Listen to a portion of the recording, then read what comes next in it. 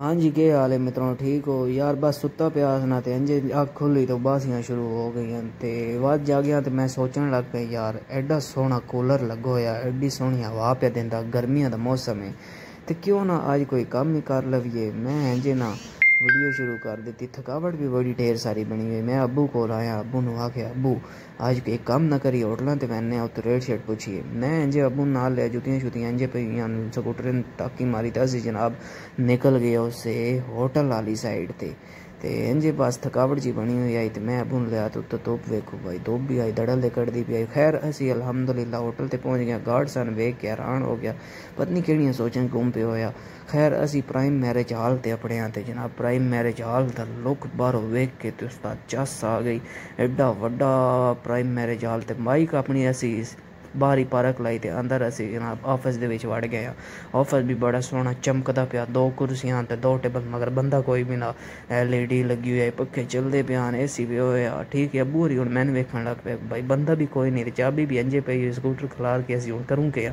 खैर असी जनाब थोड़ा जिहा अग्गें टुरे ते असी आखे होटलों का थोड़ा व्यू करिए प्राइम मैरिज हाल का। थोड़ा अग्गें टुर गए, मोटरसाइकिल ते ही आस्ते अब्बू ते मैं मोटरसाइकिल ते बैठे तो उत्तों धुप भी जड़ी ना पसीने नाल है उस हालत ख़राब कर छड़े। बदल भी बने हैं मगर हबस भी बनी हुई है। खैर असी टुर पे उसे जनाब पहले प्राइम मैरिज हाल का विजिट किया।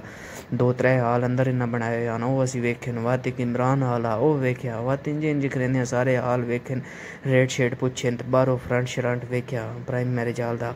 ते उत्ते जनाब 5000 बंदे की गुंजाइश है। खैर असी इत्थों निकले सन, गल पसंद कोई नहीं आई। असी अग्गें गए सुपीरियर कॉलेज कोलों लग के तां इंज मोटरसाइकिल ते चढ़े हुए असी आखे जनाब होटलों ते अज सारे रेट पुछने। असी खैर 5 स्टार होटल दी अंदर एंट्री लै ली। ये भी बड़ा सोहना होटल नवा बनया। असी आखे इत्थों पता कर लैने। एक्चुअली असी ना वड्डियां भरावां दी शादी करनी आई ते रेट शेट पुछन मैं ते अब्बू असी निकले उसे सुबह सुबह। खैर असी 5 स्टार होटल के अंदर ज्यों ही एंटर होया, गार्ड वेख के सन अंदर वड़ गया। असी आखे पता नहीं कोई सन कोई ASHO या अं तो नहीं समझदा पे। खैर असी जनाब अंदर ऑफिस विचों सन लै गया, पक्का शक्का उसला दिता, पसीने नाल हालत होई पई आई जनाब खराब ते वत उत्तों आई बस।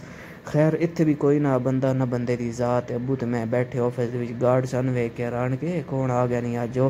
ते उन्हें सन आखे चलो व्यू श्यू तुसी करो जे होटल बुक करो ने। बड़ा सोहना डेकोरेशन बाहर भी अंदर भी। ते अब्बू होरें नाल एक मौलवी जड़ा उस आख्या तुसी जनाब इत्थे बुकिंग कराओ, तुहानूं हर तरह दी असी सहूलत देसां। फुल बूटे लगे हुए हैं, बड़ा चमकदा आई अंदरों हाल। ते ए जेड़ा तुसी वेखदे पिओ ए कुड़ियां दा हाल, मतलब इत्थे दुल्हनां दा हाल आ। ए बड़ा सोहना VIP निज़ाम आ ते अंदरों इन्हां स्लाइडां ला छड़न। अब्बू हुण मेरे हाल वेखन सोचन लग पे भाई निज़ाम ते चंगा वधिया वे ते 5 स्टार वालियां दा, मगर खाने दा मियार भी ठीक है इत्थे। खैर एक ही गल्ले दी समझ नहीं आई, 1500 रुपया पर हैड पे लैंदे हैं, जेहदे विच 4 मेन डिशां साड़ियां। खैर उत्तों छत भी एडी कम्मे दी कोई ना, कपड़े दी इन्ना जनाब बनाई हुई है कि ना जनाब फर्श वाल रखे होया। ते ए जेड़ा तुसी लोग वेखदे पिओ ए वेख के असी आ गए ऑफिस दे विच, इंतज़ार करन लग पे उसे भाई असी कोई रेट शेट मुकैने। खैर जस तक कोई नहीं आए, असी बाद जनाब टुर पे उसे अगले ऑफिस दे विच गए उत्थों भी इंजे रेट शेट सुने तो जनाब तोते फिर गए।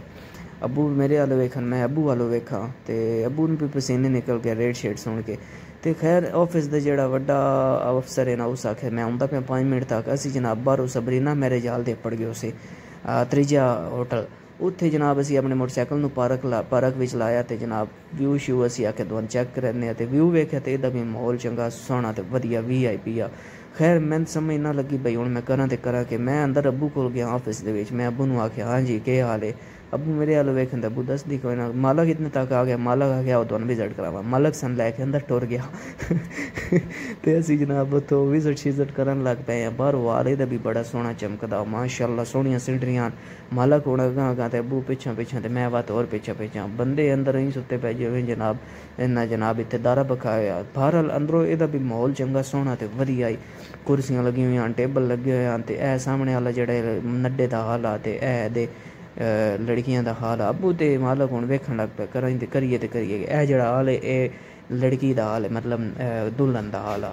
ते इंजे बाद असी टेबल शेबल बखेरिया उत्ते असी चादर शादर बखाई ते असी वेखिया भी टेबल किवें सही दा, कुर्सियां किवें लग सन। ते ओह अब्बू भी नाल नड्डा भी ते ਉਹ ਸਾਰਿਆਂ ਅਸੀਂ ਵੇਖਿਆ। खैर रेट शेट सारे पुछ के असी घर अपने उसे थके मारे हारे ਤੇ ਰੇਟ ਦੀਆਂ ਲਿਸਟਾਂ ਸੀ ਆਉਂਦੀਆਂ ਪਹਿਲੇ ਪ੍ਰਾਈਮ ਮੈਰਿਜ ਹਾਲ ਦਾ ਵੇਖਿਆ ਇਹਨਾਂ 1500 ਰੁਪਈਆ ਪਰ ਹੈਡ ਦੱਸਿਆ, 1300 ਤੇ 2400 ਰੁਪਈਆ ਪਰ ਹੈਡ।